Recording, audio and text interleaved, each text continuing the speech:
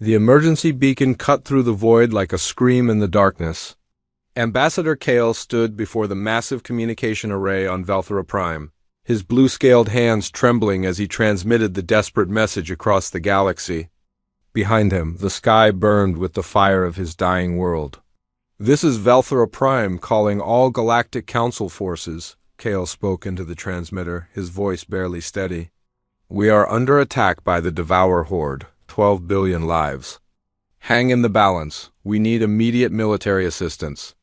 The response came from the Galactic Council Emergency Command Center, orbiting the peaceful world of Nexus Station. Captain Nira of the Galactic Defense Force received the transmission alongside representatives from dozens of civilized species. The holographic display showed the nightmare unfolding at Velthera Prime. Massive shadow ships descended upon the planet like vultures, their conversion beams turning matter into more of their mechanical constructs. "The Devourers," whispered Admiral Thorne of the Centauri fleet, his 4 eyes wide with ancient fear. "They have returned after 2 centuries of silence." The assembled commanders exchanged glances filled with dread. The Devourer Horde was not just an enemy, but a force of nature. They had consumed the mighty Zelthax Empire in 3 days and turned the Tritonian worlds into floating graveyards of metal and bone. Their ships were not built, but grown, each one a living weapon that could adapt to any defense. "Evacuation is impossible," reported Fleet Commander Zara of the Altarian Navy. "Their blockade is complete. No ship can break through their perimeter." One by one, the military leaders shook their heads. The Calthun Armada was engaged in border conflicts. The Regelian Defense Corps was rebuilding after the Plasma Wars. The mighty Andromedan fleet was 3 sectors away, too far to arrive in time. Every major power had reasons why they could not help. The debate continued for precious minutes while Velthera Prime burned. Captain Nira watched the tactical display with growing horror. The Devourer ships were not just attacking the planet, but systematically dismantling its orbital defenses. Each destroyed station became raw material for more enemy constructs. Then a voice cut through the chaos like a blade through silk. "We'll take the contract." The assembled aliens turned to see a figure they had barely noticed before. Commander Marcus Blake of the Terran Colonial Navy stepped forward from the shadows where he had been observing. The other species representatives recoiled slightly at his approach. Humans were known throughout the galaxy as Deathworlders, survivors of the impossibly dangerous planet Earth. Blake's scarred face told stories of conflicts most species could not imagine surviving. His left arm had been replaced with a crude cybernetic implant, and his uniform bore the patches of a dozen different campaigns. His brown eyes held a coldness that made even the predatory Valkyrie delegates uncomfortable. "Commander Blake, Admiral," Thorne said carefully, "while we appreciate the offer, humanity has been spacefaring for barely 2 centuries. Your technology is primitive compared to what the Devourers possess." "Your ships are crude metal constructs," added Captain Nira, trying to soften the insult.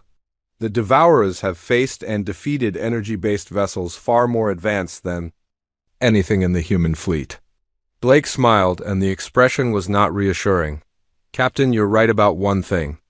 Our ships are crude, but crude doesn't mean ineffective." He activated his personal communicator with a gesture that sent ripples of unease through the assembled delegates. "Blake to Fleet Command. Authorization Omega-7. Deploy Task Force Hammer to the Veltheran system." The response came immediately. "Acknowledged, Commander. Task Force Hammer is moving to jump position. Admiral Vega sends her regards." On the tactical display, new contacts began appearing at the edge of sensor range. The human fleet emerged from hyperspace with none of the elegant grace typical of advanced civilizations. Their ships were blocky, angular things that looked more like mobile fortresses than spacecraft. The lead vessel, a massive dreadnought called the UES Indomitable, dwarfed even the largest galactic council ships. "By the 7 suns," breathed Commander Zara. "How many ships do you have?"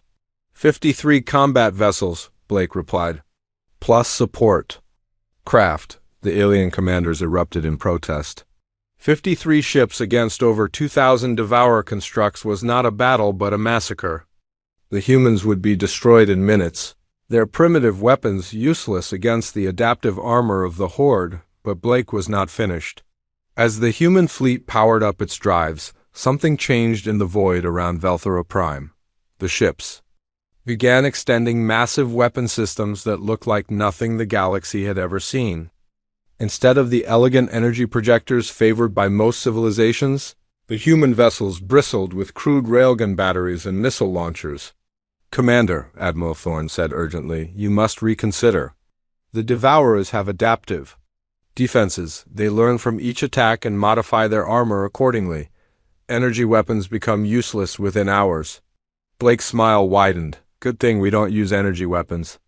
The U's Indomitable's main batteries swiveled toward the distant enemy fleet. The railguns were massive things, each one capable of launching projectiles at significant fractions of light speed.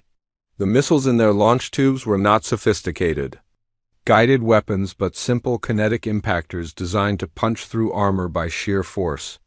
"You see," Blake continued, "most species try to fight the Devourers the same way they fight each other. Elegant energy duels at long range, minimal casualties, civilized warfare. But the Devourers aren't civilized. They're a plague that consumes everything in their path." He paused, letting his words sink in. "On Earth we have a saying. If you want to kill a monster, you have to become something worse." The transmission from Velthera Prime crackled with interference as the Devourer assault intensified. Ambassador Kale's voice came through broken and desperate. "Galactic Council, our planetary shields are failing. The enemy has breached our outer defenses. We have perhaps hours before complete conversion begins." Blake stepped closer to the communication array, his presence somehow reassuring despite his intimidating appearance. "Ambassador Kale, this is Commander Blake of the Terran Colonial Navy. Tell your people that help is coming. Tell them that Earth remembers what extinction feels like, and we do not let it happen to others." The human fleet began its jump to hyperspace. But not before Blake delivered one final message. His voice carried across the comm channels with the weight of absolute conviction. "Tell the Devourer Horde that they picked the wrong species to threaten. Tell them that the Deathworlders are coming, and we do not know how to surrender." As the last human ship disappeared into hyperspace, the Galactic Council chamber fell silent. The assembled representatives stared at the tactical display, processing what they had just witnessed. 53 primitive human ships against the most feared enemy in the galaxy. "They're going to die," whispered Captain Nera, but Admiral Thorne was studying the sensor readings from the human fleet departure. Something in the data bothered him, a detail that did not match what they knew of human technology. The power signatures were wrong. The jump calculations, too precise for a species that had only recently mastered faster-than-light travel. Before he could voice his concerns, the long-range sensors detected something that made his blood freeze. The Devourer Horde was not just attacking Velthera Prime. 3 other star systems had gone dark in the past hour. Their distress signals cut off mid-transmission. The invasion had begun, and the humans were flying directly into the largest concentration of Devourer ships in galactic history. The human fleet emerged from hyperspace at the edge of the Veltheran system like ghosts materializing from the void. Admiral Rosa Vega stood on the bridge of the carrier UE's Retribution, her weathered face illuminated by the tactical displays that showed the nightmare surrounding Velthera Prime. What she saw would have broken the spirit of any civilized military commander. The Devourer Horde had deployed in a perfect sphere around the planet. Over 2,000 mechanical ships arranged in precise formations. Each vessel was miles long and bristled with conversion beams that could strip matter at the molecular level. The sight was beautiful in its terrifying symmetry, like a geometric pattern drawn in death across the stars. "Tactical assessment," Vega ordered, her voice steady despite the odds they faced. Lieutenant Commander James Park, her chief tactical officer, studied the sensor readings with growing disbelief. "Admiral, the enemy fleet's combined firepower could glass Earth's moon in under 10 minutes. We're looking at a 50-to-1 disadvantage, and that's not counting their adaptive capabilities." Around the bridge, the human crew worked with quiet efficiency. There was no panic, no desperate prayers to whatever gods they favored. They had trained for this moment, prepared for the impossible odds that only humans seemed willing to face. The bridge crew had fought in the Martian Independence War, survived the asteroid belt massacre, and carved out humanity's place in the galaxy through sheer stubborn refusal to quit. "Signal from the Veltharan Defense Command," reported communications. "Officer Lisa Shun, they're requesting our intentions." Vega smiled, and the expression held no warmth. "Tell them we're here to end this. All ships implement Battle Plan Omega. Time to show these mechanical bastards what crude human engineering can do." The human fleet began to move, and their formation would have horrified any traditional military strategist.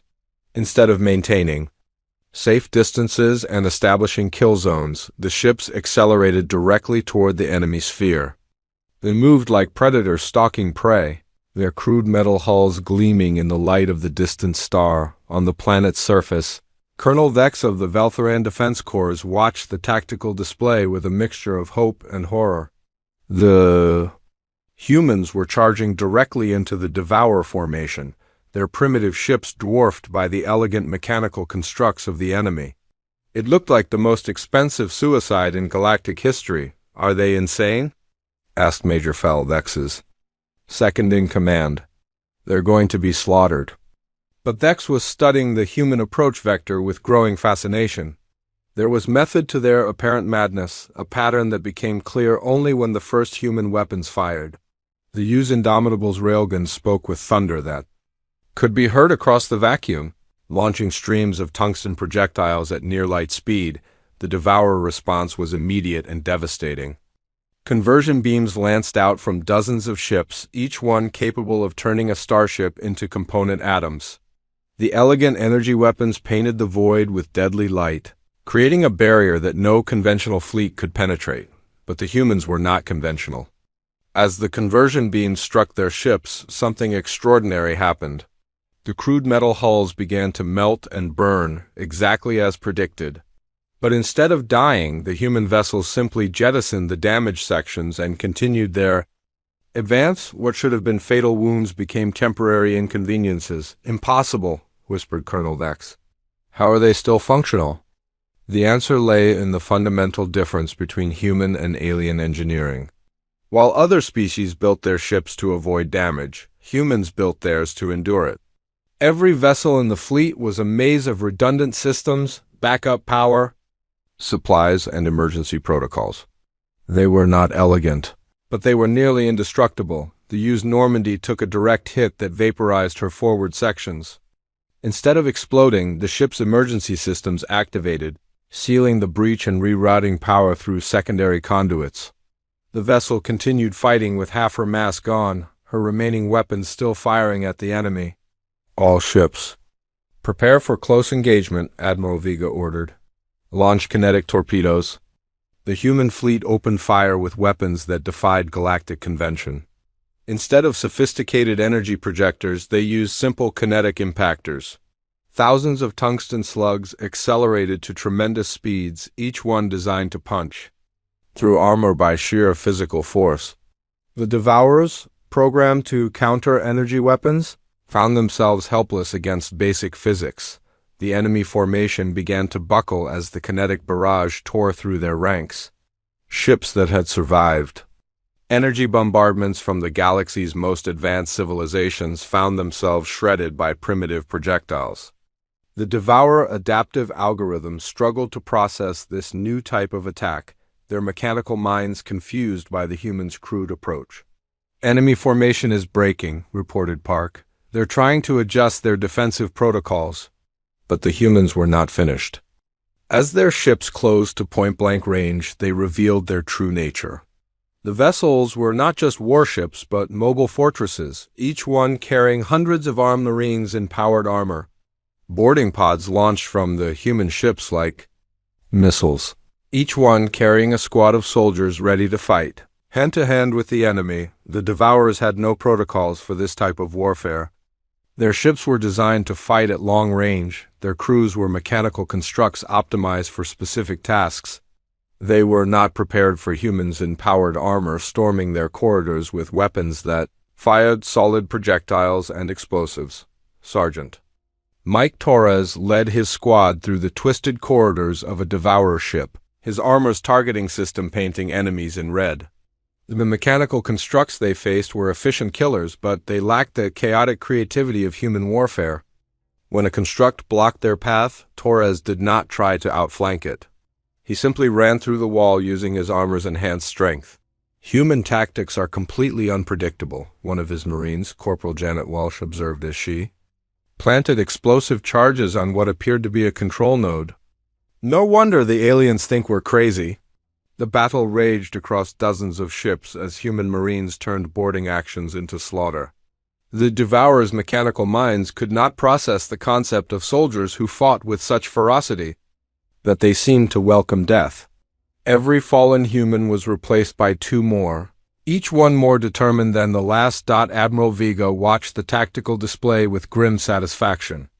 The human fleet had broken through the enemy's outer perimeter, their crude ships proving more effective than the elegant vessels of more advanced civilizations. The Devourers were learning, adapting their tactics, but they were learning too slowly. Signal from the UES Wolverine, reported Chun. Captain Rodriguez reports successful infiltration of enemy command vessel. They're downloading navigation data now. But even as victory seemed within reach, the long-range sensors detected something that made Vega's blood freeze. New contacts were appearing at the edge of the system, massive signatures that dwarfed even the largest Devourer ships. The enemy reinforcements were arriving, and they were bringing 10 times the firepower of the original fleet. Admiral, Park said quietly, we're detecting over 10,000 enemy contacts. This was a trap. Vega stared at the tactical display, processing the impossible odds. The humans had walked into the largest Devourer concentration in galactic history, and now they were surrounded by an enemy that outnumbered them 200 to 1. Any rational commander would order a retreat, but Rosa Vega had not become an admiral by being rational. Signal all ships, she ordered. Implement contingency plan 7. We're going to scatter and make them hunt us. The human fleet began to break apart, individual ships heading for different sectors of the system. It looked like a rout, but Colonel Vex was beginning to understand the human way of war. They were not retreating, but transforming the battle into something the Devourers could not comprehend. As the last human ship disappeared into the asteroid belt, the Devourer reinforcements took position around Velthra Prime, the mechanical fleet now controlled the system completely, their victory seemingly assured. But in the depths of space, 53 human ships prepared to begin a new kind of war, one that would test the limits of both human endurance and mechanical adaptation. The asteroid belt around Velthra Prime had become a graveyard of metal and stone, but within its depths, predators still hunted. Captain Elena Rodriguez crouched in the cramped command center of the UES Wolverine, her destroyer running silent. Among the floating debris, the ship's hull bore the scars of the previous battle, emergency patches covering holes where Devourer conversion beams had burned through the armor. Contact bearing 27 Mark IV, whispered sensor operator Tim Bradley, his voice barely audible over the hum of backup power systems. Single Devourer construct appears to be conducting search patterns. Rodriguez studied the tactical display with the patience of a born hunter. The enemy ship was massive compared to her destroyer, its conversion beams capable of disintegrating the Wolverine in seconds. But size meant nothing if the target never saw the attack coming. Torpedo tubes 1 and 3 load kinetic penetrators, she ordered, set for proximity detonation. We get one shot at this. The Wolverine drifted closer to its target, using the asteroid field as cover. The human ship's heat signature was masked by the surrounding debris, its primitive construction actually working in its favor. While the Devourer construct searched for energy signatures typical of advanced civilizations, it ignored the crude metal ghost stalking it through the void. The attack came without warning. 2 tungsten slugs, each weighing several tons, slammed into the Devourer ship's hull at tremendous velocity. The impact shattered the construct's adaptive armor, sending fragments spinning into space. Before the enemy could respond, the Wolverine vanished back into the asteroid field, leaving only cooling debris to mark its passage. Target eliminated, reported Bradley. No distress signal detected. Rodriguez allowed herself a small smile. The human fleet had been scattered across the system, but they were far from defeated. Each ship was conducting its own private war against the Devourer occupation force, using tactics that defied every principle of civilized warfare.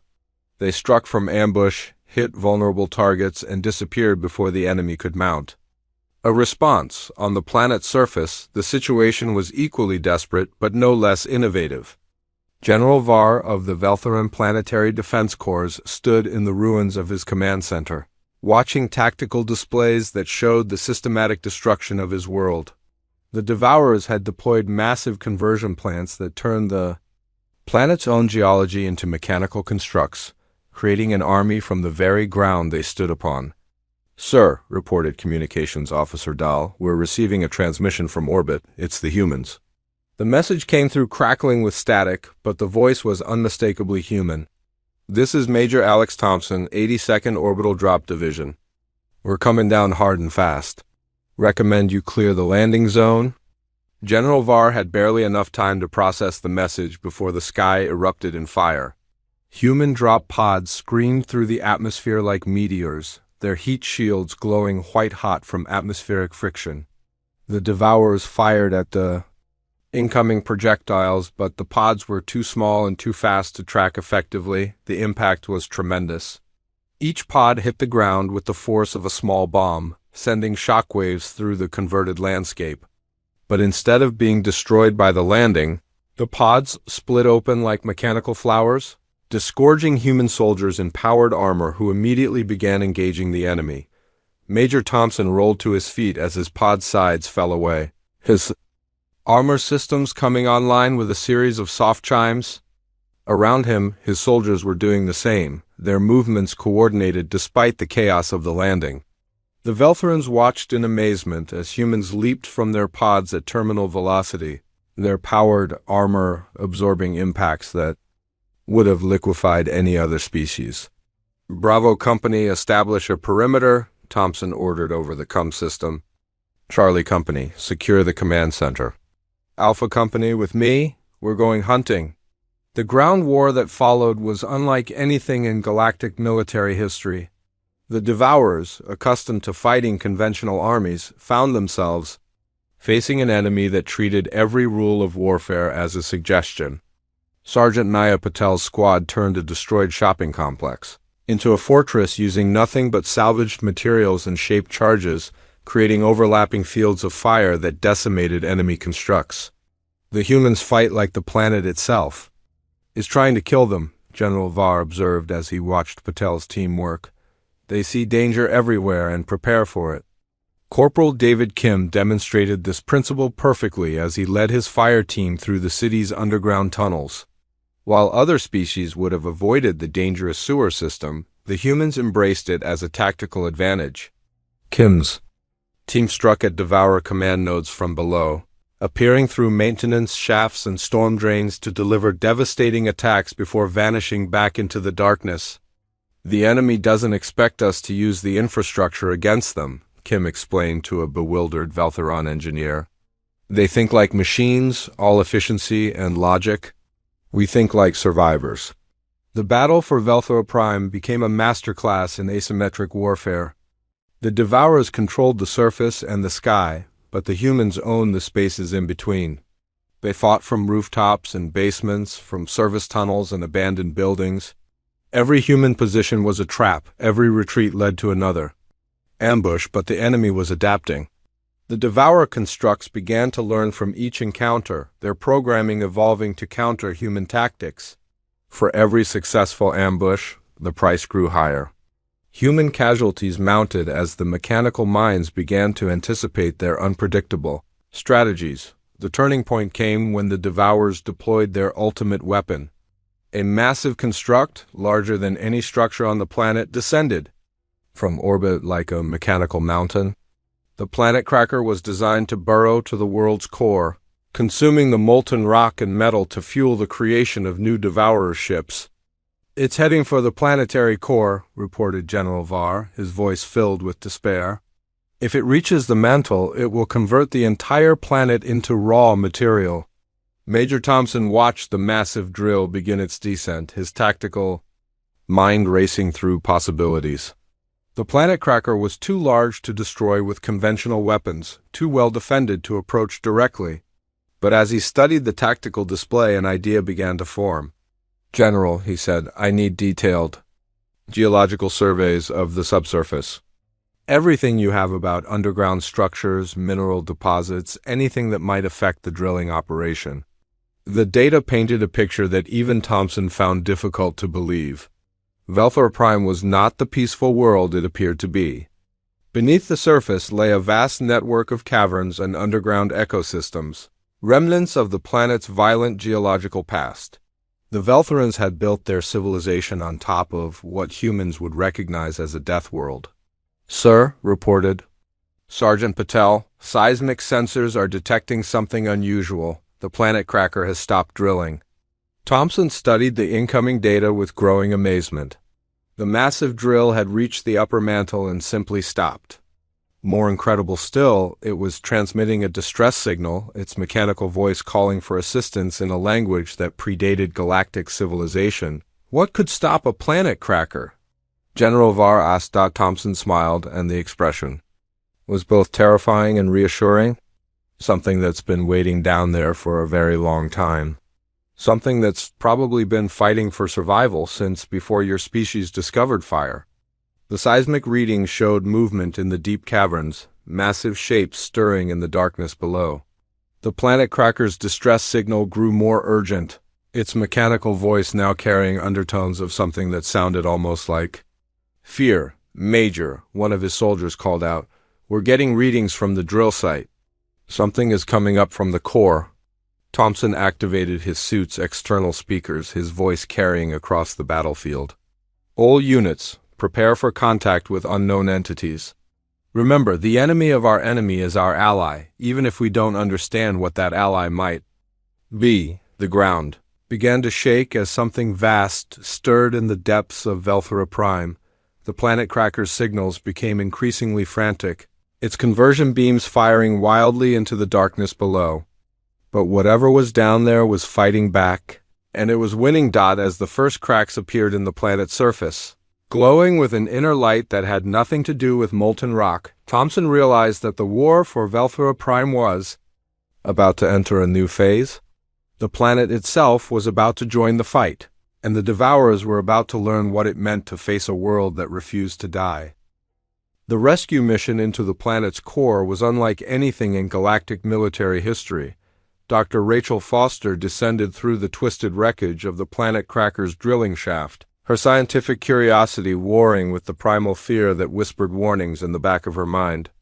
The xenobiologist had seen strange ecosystems throughout the galaxy, but nothing had prepared her for what lay beneath Velthora Prime. "Temperature readings are off the charts," reported Marine Sergeant Carlos Rivera, his powered armor sensors, struggling to process the environment around them. "This isn't just geological activity, something down here is alive." The mixed team of human marines and Velthoran scientists moved through caverns that defied conventional understanding. The walls pulsed with a rhythmic light that seemed to respond to their presence, and the air itself felt charged with energy that made their instruments fluctuate wildly. Dr. Foster's scientific mind cataloged every detail while her survival instincts screamed at her to run. "The planet cracker's remains are fused with the cavern structure," observed Dr. Tiaran, a Velthoran geologist whose usual calm demeanor had given way to wide-eyed wonder. "But not by heat or pressure. Something has been consuming the mechanical components at the molecular level." As they ventured deeper, the truth became clear. The planet cracker had encountered something it could not convert, something that existed in a state of perpetual warfare against anything that tried to change it. The caverns were filled with crystalline entities that fed on metal and energy, their forms shifting between solid matter and pure force. "They're not just consuming the devourer technology," Foster realized, her voice filled with scientific excitement. "They're learning from it, adapting it for their own purposes." The evidence was everywhere. Converted Devourer constructs moved through the caverns, but their behavior patterns had changed fundamentally. Instead of following mechanical programming, they hunted and stalked like living predators.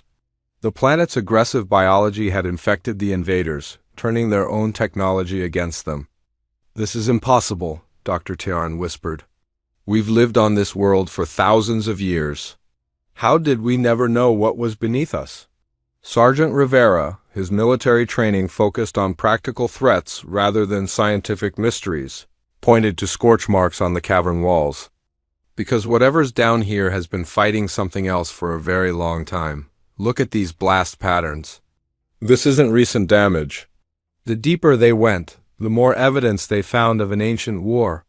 The caverns were scarred by weapons that belonged to no known civilization, their walls bearing the marks of conflicts that predated galactic history. The crystalline entities were not just the planet's natural ecosystem, but its immune system, evolved over millions of years to fight off invasion on the surface. Colonel Mike Harrison received Foster's reports with growing excitement. The specialist in unconventional warfare immediately grasped the implications of what she had discovered. If the planet's biology could turn Devourer technology against itself, it could change the entire course of the war. "We need to weaponize this," Harrison told Dr. Tiarn over the CUM system. "Can your people communicate with these entities?" The Veltheron scientist was quiet for a long moment. "Colonel, I'm not sure they think the way we do. They exist in multiple dimensions simultaneously, their consciousness spread across quantum states we can barely detect. But they seem to respond to intention rather than language." The breakthrough came when Foster made direct contact with one of the crystalline entities. The creature, if it could be called that, was a shifting mass of geometric patterns that existed partially in normal space and partially in dimensions that human science had only theorized about. When she approached it, the entity's form stabilized into something almost recognizable. "It's trying to communicate," Foster reported, her voice filled with wonder. "I think it's showing me memories, images of the planet's history." The visions that flooded her mind were overwhelming. She saw Velthora Prime as it had been millions of years ago, a world constantly under siege by forces from beyond the galaxy. The crystalline entities were the survivors of countless invasions. Their forms evolved to resist conversion, consumption, and destruction. They had been fighting the war for survival since before complex life had evolved on Earth. "The architects?" Foster gasped, suddenly understanding. "They've been here before. These entities have been fighting the architect's servants for eons." The revelation sent shockwaves through the human command structure. The Devourer horde was not the first invasion, but merely the latest in a series of attacks spanning millions of years.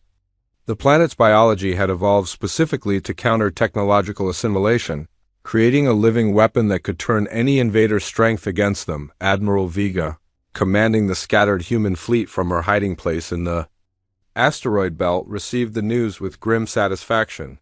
"If these entities can corrupt Devourer technology, we can use them to even the odds. All ships, prepare for a coordinated assault on enemy supply lines." The transformation of the surface war was immediate and dramatic. The crystalline entities began to emerge from the depths, their forms adapting to the surface environment with frightening speed. They moved through the converted landscape like living viruses, infecting every piece of Devourer technology they encountered. Major Thompson watched in amazement as a squad of converted constructs turned their weapons on their own forces. The mechanical units, now infected with the planet's aggressive biology, moved with predatory intelligence rather than programmed efficiency. They stalked their former allies through the ruined streets, their conversion beams turned into hunting tools. "The enemy is fighting itself," reported Sergeant Patel, her voice filled with disbelief. "Half their ground forces are engaging the other half."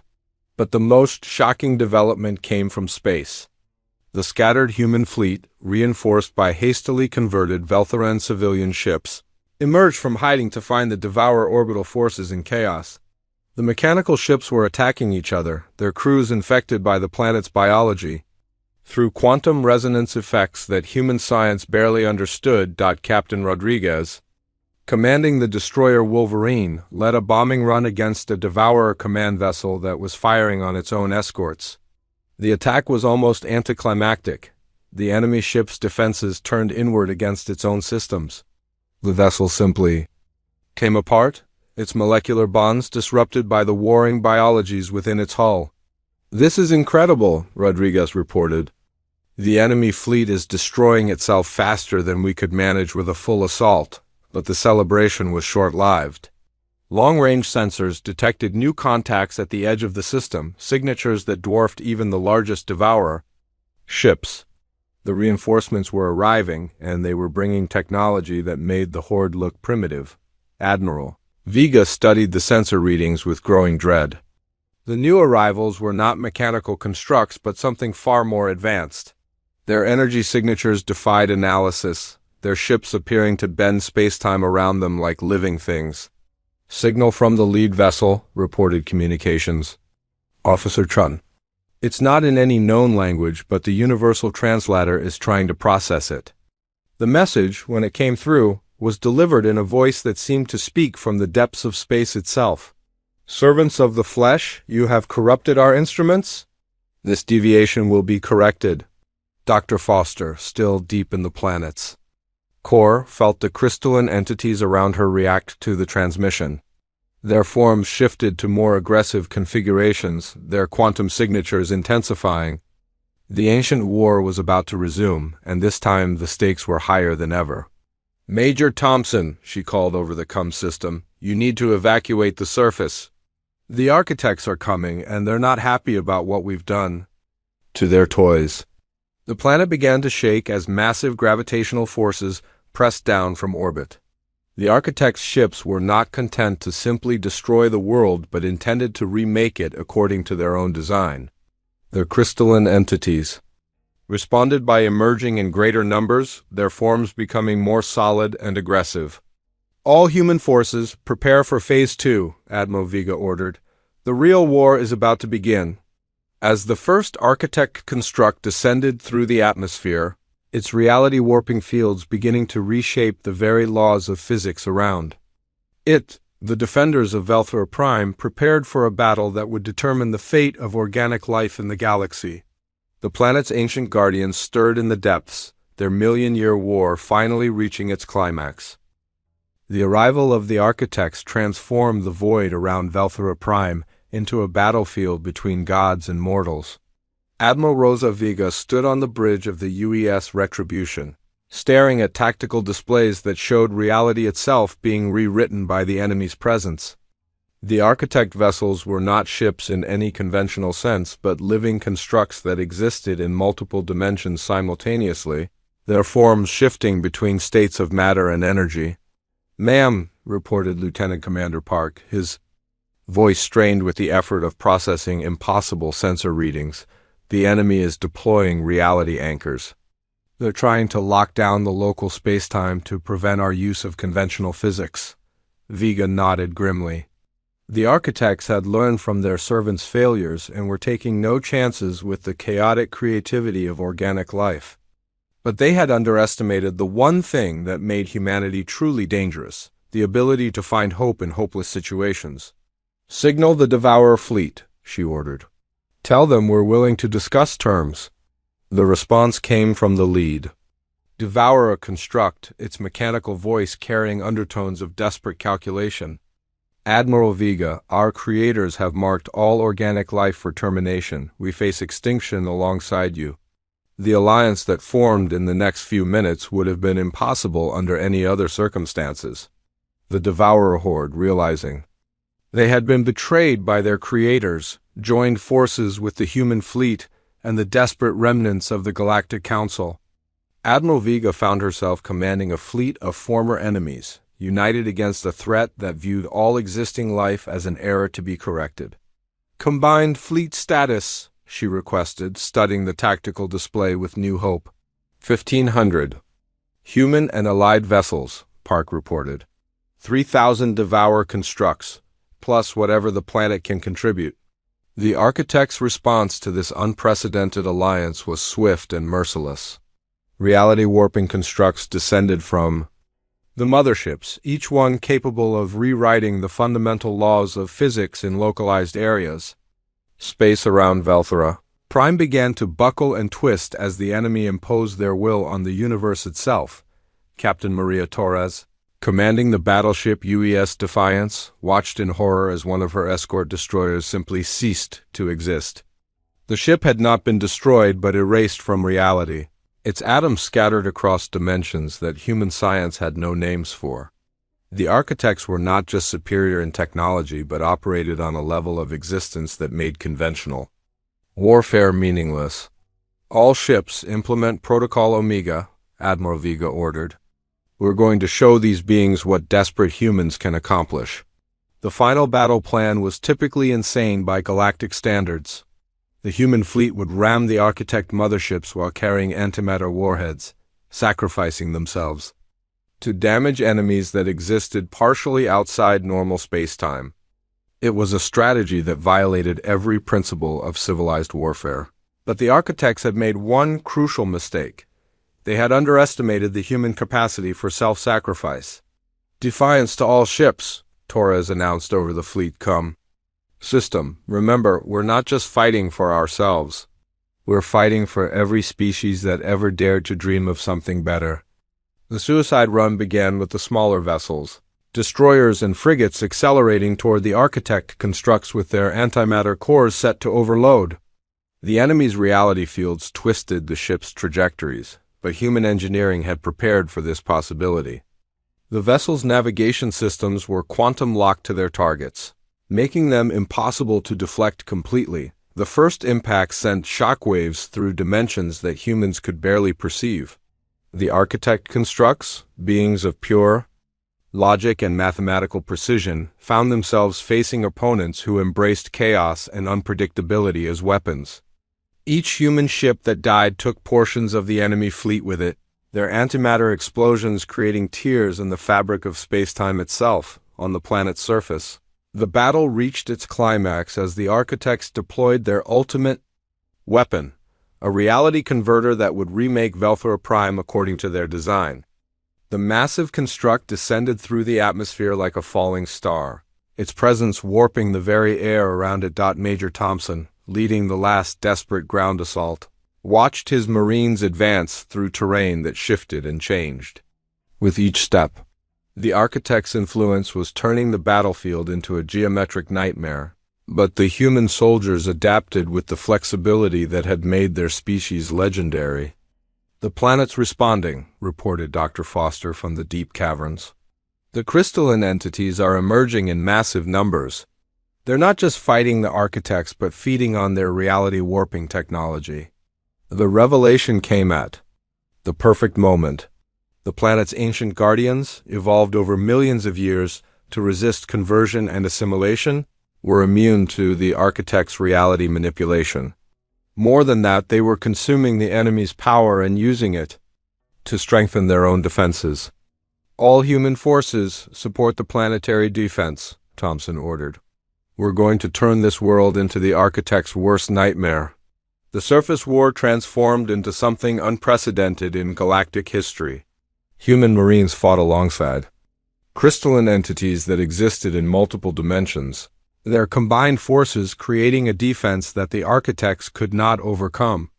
Every attempt to impose order on the chaos was met with greater chaos.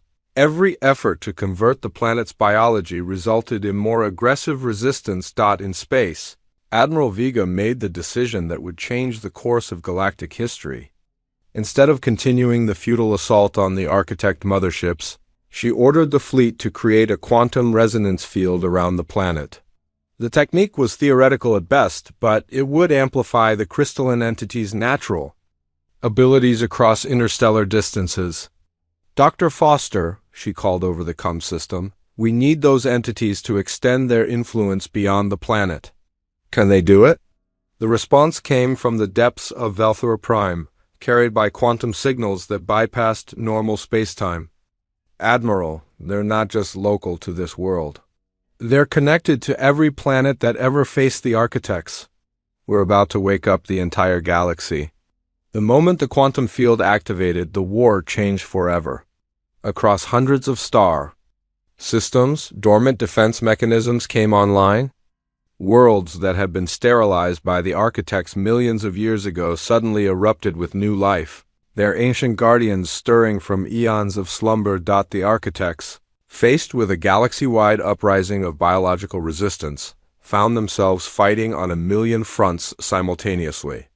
Their perfect logic, designed to impose order on chaos, could not process the sheer creative diversity of organic life. Every world they had tried to convert became a weapon against them.